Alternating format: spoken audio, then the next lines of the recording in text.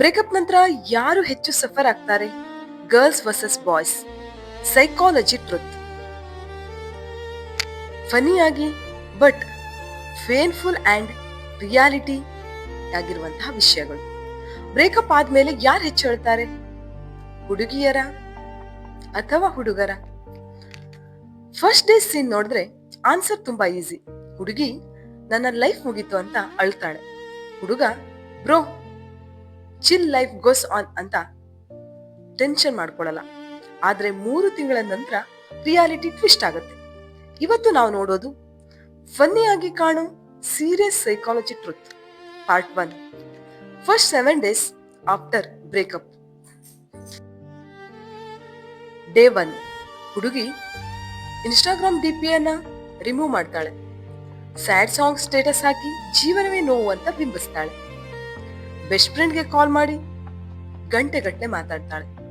ಅವನು ಡಿಸರ್ವ್ ಮಾಡ್ಲಿಲ್ಲ ಅಂತ ಎಮೋಷನ್ ಅನ್ನ ಫುಲ್ ಎಕ್ಸ್ಪ್ರೆಸ್ ಮಾಡ್ತಾಳೆ. ಬಟ್ ಹುಡುಗ bro I am fine. Gym membership sudden ಆಗಿ ಆಕ್ಟಿವ್ ಮಾಡ್ತಾನೆ. ಗಡ್ಡ ಬೆಳೆಸೋ ಪ್ಲಾನ್ ಮಾಡ್ತಾನೆ. ಶಿ ಲಾಸ್ಟ್ ಮೀ ಅಟಿಟ್ಯೂಡ್ ತೋರಿಸ್ತಾನೆ. ಅವನು ಸ್ಟ್ರಾಂಗ್ ಅನ್ನಿಸ್ತಾನೆ, ಆಕ್ಚುಲಿ ಸ್ಟ್ರಾಂಗ್ ಅಲ್ಲ. ಶಾಕ್ ಸ್ಟೇಜ್ ಅಲ್ಲಿ ಇರ್ತಾನೆ. ಸೈಕಾಲಜಿ ಏನ್ ಹೇಳುತ್ತೆ? Women immediately process pain, men distract themself from pain. ಹುಡುಗಿಯರು ಇಮಿಡಿಯೇಟ್ ಆಗಿ ಪೇನ್ ಅನ್ನ ತೋರಿಸ್ಕೊತಾರೆ, ಹುಡುಗರು ನೋವಿಂದ ದೂರ ಹೋಗೋಕ್ ನೋಡ್ತಾರೆ. ಡಿಫ್ರೆನ್ಸ್ ಏನ್ ಗೊತ್ತಾ? Girls cry now, boys postpone crying. ಅಳುವನ್ನ ಮುಂದೂಡ್ತಾರೆ ಹುಡುಗರು.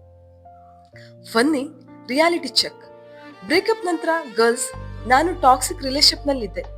ಬಾಯ್ಸ್ ಬ್ರೋ ಟಾಕ್ಸಿಕ್ ಅಂದ್ರೆ ಏನು? Girls self care, skin care, glow ಕಡೆ ಚಿಂತನೆ ಮಾಡ್ತಾರೆ. ಬಾಯ್ಸ್ ಜಿಮ್, ಸ್ಯಾಡ್ ಸಾಂಗ್ ಅನ್ನ ರಿಪೀಟೆಡ್ ಆಗಿ ಕೇಳ್ಕೊಂಡು ತಿರುಗಾಡ್ತಾರೆ. ಪಾರ್ಟ್ 2. 2 months litre. ಈಗ 2-3 ತಿಂಗಳ ನಂತರ ಹುಡುಗಿಯರು ಹೀಲಿಂಗ್ ಪ್ರೊಸೆಸ್ ಆಲ್ಮೋಸ್ಟ್ ಸ್ಟೇಬಲ್ ಆಗಿರುತ್ತೆ. ಫ್ರೆಂಡ್ಸ್ ಸಪೋರ್ಟ್ ಮಾಡ್ತಾರೆ. ಸಿಂಗಲ್ ಅಂಡ್ ಪೀಸ್ಫುಲ್ ಮೋಡ್ಗೆ ಬಂದಿರ್ತಾರೆ. ಹುಡುಗರು ಬೆಳಿಗ್ಗೆ 2 ಗಂಟೆ ಮೊಬೈಲ್ ಸ್ಕ್ರೋಲ್ ಮಾಡ್ತಾ ಓಲ್ಡ್ ಚಾರ್ಟ್ ಅನ್ನ ನೋಡ್ತಾರೆ. ಟೈಪ್ ಮಾಡಿ ಮೆಸೇಜ್ ಅನ್ನ ಡಿಲೀಟ್ ಮಾಡ್ತಾರೆ. ಬರ್ತ್ಡೇ ರಿಮೈಂಡರ್ ಸಡನ್ ಆಗಿ ಇಂಪಾರ್ಟೆಂಟ್ ಅಂತ ಅನ್ಸುತ್ತೆ. ಅವಳ ವಾಟ್ಸಪ್ ಡಿಪಿಯನ್ನ ಝೂಮ್ ಮಾಡಿ 2-3 ಸಲ ನೋಡ್ತಾರೆ. ಇಲ್ಲಿ ಸೈಕಾಲಜಿ ಏನು ಅಂದ್ರೆ, ಪುರುಷರು ಸಾಮಾನ್ಯವಾಗಿ ಕಡಿಮೆ ಭಾವನಾತ್ಮಕವಾಗಿ ಹೊರಗಡೆ ತೋರಿಸ್ಕೊತಾರೆ. ಅವರು ಓಪನ್ಲಿ ಶೇರ್ ಮಾಡೋದಿಲ್ಲ. ಸೊ ಒಂಟಿತನ ಲೇಟ್ ಆಗಿ ಅವರನ್ನ ಕಾಡೋಕೆ ಆರಂಭ ಆಗುತ್ತೆ. Deep psychology moment. Attachment style ಅಲ್ಲಿ ಮ್ಯಾಟರ್ ಆಗುತ್ತೆ. ಆಂಕ್ಸಿಯಸ್ ಟೈಪ್ ಇರುವಂತಹ ಹುಡುಗರು ಬ್ರೇಕಪ್ ಆದ್ಮೇಲೆ ಪ್ಯಾನಿಕ್ ಆಗ್ತಾರೆ. ಆಂಗ್ಸೈಟಿ, ಆತಂಕಕ್ಕೊಳಗಾಗ್ತಾರೆ. ಅವಾಯ್ಡೆಂಟ್ ಟೈಪ್ ಬಹುತೇಕ ಹುಡುಗರಲ್ಲಿ ಕಾಮನ್ ಆಗಿರುವಂತದ್ದು. ನನ್ಗೇನೂ ಆಗಿಲ್ಲ, ಬಟ್ ಇನ್ಸೈಡ್ ಸ್ಲೋ ಡ್ಯಾಮೇಜ್ ಆಗ್ತಾ ಇರುತ್ತೆ. ಸೆಕ್ಯೂರ್ ಟೈಪ್ ಹುಡುಗರು ಪೇನ್ ಇದ್ರೂ ಹೆಲ್ದಿ ಮೂವ್ ಆನ್ ಆಗೋಕೆ ಟ್ರೈ ಮಾಡ್ತಾರೆ. ಪ್ರಾಬ್ಲಮ್ ಏನ್ ಗೊತ್ತಾ? ಸೊಸೈಟಿ ಟೀಚ್ ಮಾಡಿದ್ದು ಮಗ ಅಳಬಾರ್ದು, ಆದ್ರೆ ಸಪ್ರೆಸ್ಡ್ ಎಮೋಷನ್, ಡಿಲೇಡ್ ಎಕ್ಸ್ಪ್ಲೋಷನ್. ನಿಗ್ರಹಿಸಿದ ಭಾವನೆ ನಿಧಾನವಾಗಿ ಸ್ಫೋಟ ಆಗುತ್ತೆ. ಬರ್ಟಲ್ ಫನ್ನಿ ಟ್ರುತ್. ಬ್ರೇಕಪ್ ನಂತರ 3 ತಿಂಗಳು. ಗರ್ಲ್ಸ್ ನಾನು ಲೆಸನ್ ಲರ್ನ್ ಮಾಡಿದೆ. ಬಾಯ್ಸ್ ಬ್ರೋ ಅವಳು ಆನ್ಲೈನ್ ಅಲ್ಲಿ ಇದ್ದಾಳ. Girls self love is important. Boys ಅವಳ ಲಾಸ್ಟ್ ಸೀನ್ 2 ಗಂಟೆ ಬೆಳಿಗ್ಗೆ ಯಾಕಿತ್ತು, ಅದ್ರ ಬಗ್ಗೆನೇ ಯೋಚನೆ ಮಾಡ್ತಾರೆ. ಇದ್ರ ಬಗ್ಗೆ ರಿಸರ್ಚ್ ಏನ್ ಹೇಳುತ್ತೆ ಗೊತ್ತಾ? Women feel stronger pain immediately, men take longer to recover. ಮಹಿಳೆಯರು ತಕ್ಷಣವೇ ಬಲವಾದ ನೋವನ್ನು ಅನುಭವಿಸ್ತಾರೆ, ಆದರೆ ಬೇಗ ರಿಕವರ್ ಆಗ್ತಾರೆ. ಪುರುಷರು ಮೊದಲು ಏನೂ ಆಗದಂತೆ ನಟಿಸ್ತಾರೆ, ಬಟ್ ರಿಕವರ್ ಆಗೋಕೆ ಅವರು ಹೆಚ್ಚು ಟೈಮ್ ಅನ್ನ ತೆಗೆದುಕೊಳ್ತಾರೆ. ಏಕೆಂದ್ರೆ women process, men postpone. Pain postponed, pain multiplied.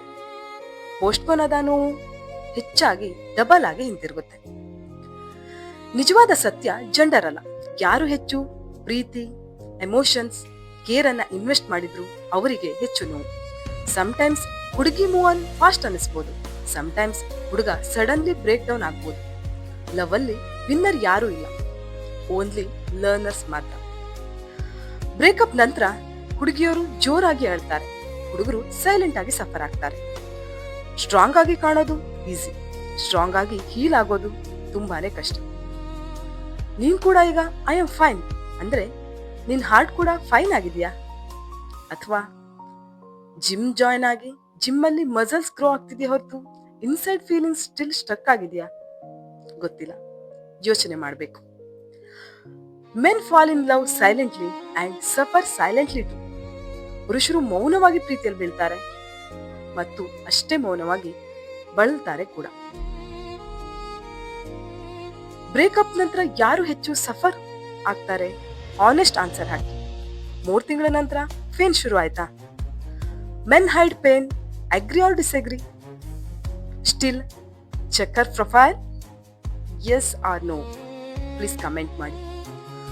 Move on ಆಗ್ತಿದ್ರು ನೆನಪು ಬರ್ತಿದ್ಯಾ? ಹಾಗಾದ್ರೆ breakup highly motivation video and scientific ಆಗಿ ಮೂವ್ ಆನ್ ಆಗೋದು ಹೇಗೆ ಅನ್ನುವ 2 ವಿಡಿಯೋ ಡಿಸ್ಕ್ರಿಪ್ಷನ್ ಅಲ್ಲಿ ಇರುತ್ತೆ, ಚೆಕ್ ಮಾಡಿ, ಖಂಡಿತ ಹೆಲ್ಪ್ ಆಗುತ್ತೆ.